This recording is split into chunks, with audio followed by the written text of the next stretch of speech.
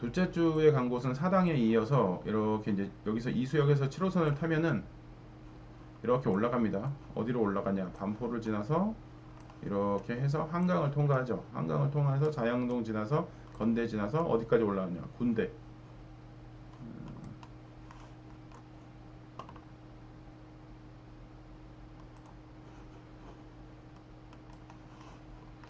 군자에서 오시면은 7호선과 5호선이 크로스가 하는 곳이 군자역입니다. 군자역.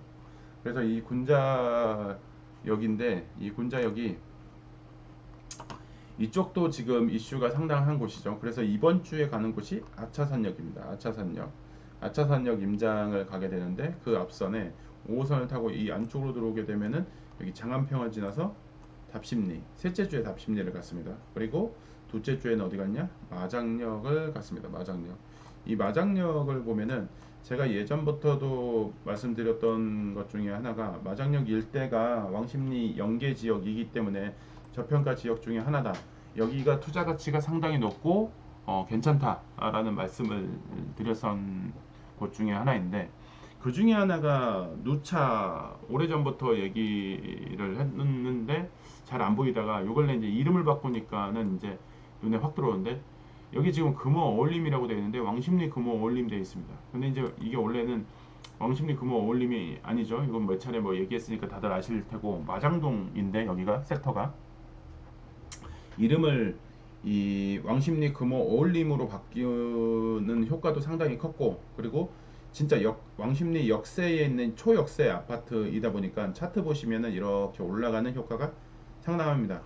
그래서 이 왕십리 금호 어울림뿐만 아니라 이거와 좀 가까이 붙어 있고 일정 세대를 갖고 있는 여기 왕십리 삼성 아파트 여기도 마찬가지로 길 건너서 이 길 따고 올라오면은 왕십리역으로 가는데 그렇게 무리가 없습니다. 그래서 왕십리 삼성은 여기 보시는 것처럼 마장역도 이용할 수 있고 조금 걷는다 그러면 여기 왕십리역도 충분히 이용할 수 있는 지역이다 보니까는 여기도 세대수가 그렇게 크지는 않지만 그렇다고 대단지라고 할 수는 없지만은 상당히 위치적으로 괜찮은 곳이다 보니까 이렇게 가격이 상승을 한 거죠.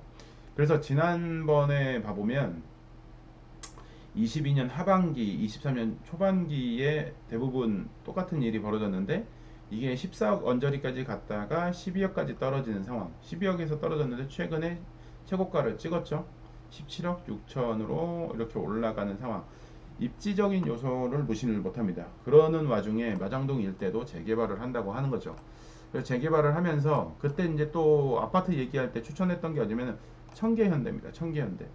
그때 이제 여기 마장동 임장을 갔을 때 동북선을 기준으로 이제 임장을 갔었죠. 이게 이제 동북선입니다. 동북선. 동북선 임장을 하면서 마장동 우시장, 축산물 시장을 통과를 안 할 수는 없죠. 그래서 축산물 시장이 여기까지 전체적으로 돼 있어요. 그때 이제 임장을 갔었을 때 제가 물어봤어요. 이 청계의 현대 투자 가치에 대해서 어떻게 되냐. 그때 이제 그때 당시에 이제 뭐 갭이 5억에서 6억 요 사이가 됐던 시점에 임장을 갔었었는데 그때 이제 얘기를 했던 거죠. 그랬더니 이제 이 길을 이렇게 통과해서 들어오다 보니까는 이렇게 이 길을 통과하면은 요 단지로 들어가는 길도 있어요. 단지로 들어가는 문이 있는 거죠. 게이트가. 그래서 이제 통과를 하니까는 입지는 그렇게 나쁘지는 않은데 냄새가 나서 못 살 것 같아요 라고 했는데 저는 그 얘기를 했죠. 안 살면 된다. 갭 투자를 하면 된다 라고 얘기를 했었고 여기는 상당히 청계천도 가깝고 나중에 이제 이 동북선도 들어오고 마장역도 가깝기 때문에 상당히 가치가 높다. 그리고 여기 이제 뻥 뚫려 있는 요곳 여기 한전부지인데 요거 개발하는 것도 의미가 있고 이렇게 묶어버리면 초등학교 중학교가 뭐 이 학교가 좋고 안 좋고를 떠나서 초품화 중품화가 되어 있는 위치적인 요소를 고려한다면 나쁘지가 않다라고 얘기를 했던 곳 중에 하나가 청계현대입니다.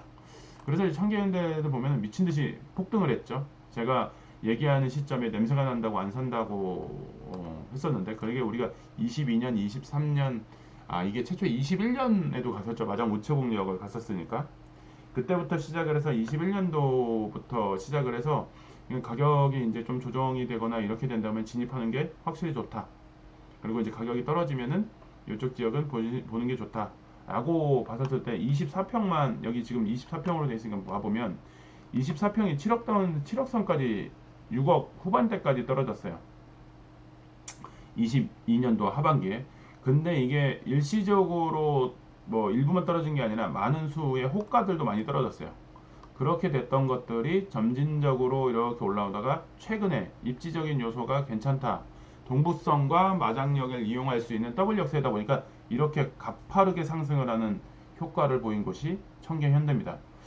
그래서 마장동에 대해서 제가 몇몇 지역들에 대해서는 오래전부터 여기는 되게 관심 갖고 투자 가치가 높은 곳이다라고 얘기를 했던 것 중에 하나가 마장역인데, 이런 것들은 한 번쯤은 뒤늦게 거기가 그렇게 좋았네라고 할 게 아니라 조금은 저평가라고 한다면 들어보고 내 기준을 갖고 한번 보시는 게 좋아요. 그래서 이제 마장동 같은 경우에는 이렇게 청계현대도 그렇고, 이쪽에 이제 신통으로 진행을 하려고 하는데, 여기 잘 보시면은 여기 세림 아파트가 있어요. 세림 아파트에서 마장역까지는 3분 컷입니다. 3분 컷. 여기 입구에서 말씀드리는 거예요. 그리고 이렇게 해서 여기가 이제 신통을 진행을 하고 있는데 여기까지는 한 5분, 뭐 천천히 걸으면 7분 정도 되는 거리에 아파트가 두고 온다고 하는 거죠. 그래서 이제 세림하고 연계성이 있고, 세림하고 연계성이 있는데 이쪽에 잘 보시면 제6 학생 생활관, 제7 학생 생활관, 이게 뭐냐? 이거 한양대 기숙사입니다. 한양대 기숙사. 그래서 이제 한양대 기숙사가 돼 있기 때문에 요 지역에도 한 번쯤은 잘 보시는 게 맞다. 만약에 소액 투자를 하고 그 다음에 나중에 엑시트를 목표로 한다 그러면 명확하게 조금 말씀을 드린다고 한다 그러면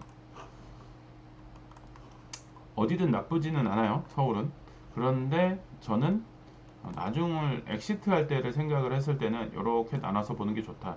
여기 이 정도까지는 나쁘지 않은데 이쪽 사근동 쪽에 재개발 같은 경우는 조금 더 신중하게, 저렴하다면 경기가 많이 안 좋아졌을 시점에 나는 돈은 없기는 한데 어쨌든 싼 거라도 사서 서울에 아파트를 갖고 싶다라고 한다고 했을 때는 사근동이 나쁘진 않습니다.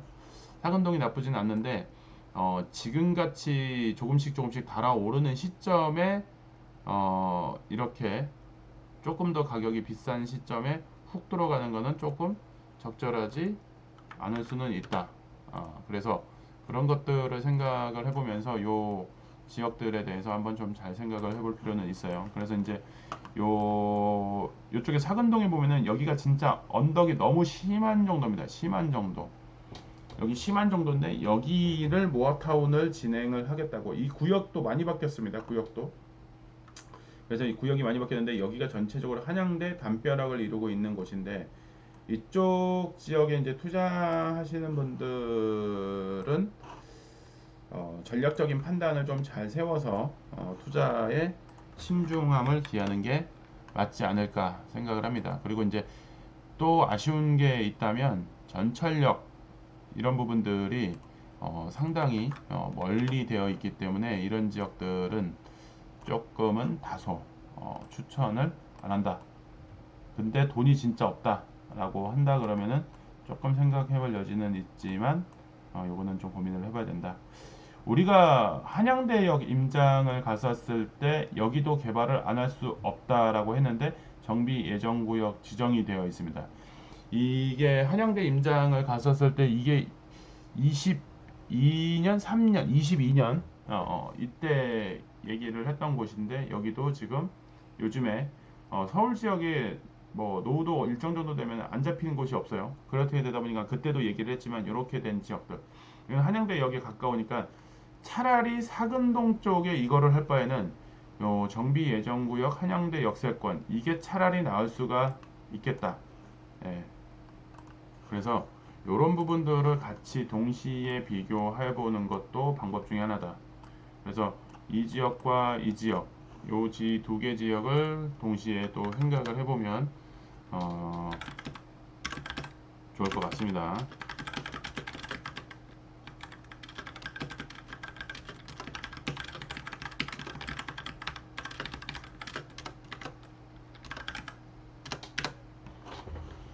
자, 그래서 마장동 같은 경우에는 저 왕십리 배후 지역으로서 저평가 상당한 지역이기 때문에 이 지역도 한번 잘 살펴보시는 게 좋고, 분명히 늘 이 아파트 차트로 간단하게 설명을 해드리면 오르락내리락 구간이 생깁니다. 여기서도 계속 오른 것 같지만은 여기 중간에 보시는 것처럼 이렇게 내려오는 구간들도 생깁니다.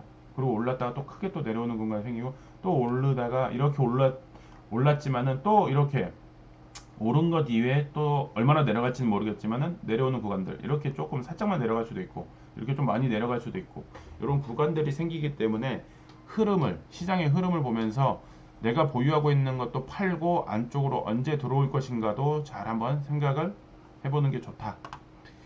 그래서 이렇게 해서 마장동을 갔으니까 두 번째는 어디, 이제 세 번째는 어디로 가냐. 이제 마장동에서 한 정거장을 더 가게 되면 답심리역이 나옵니다. 여기도 이제 엄청 핫하죠. 그래서 이쪽 지역을 한번 살펴볼 건데, 용답동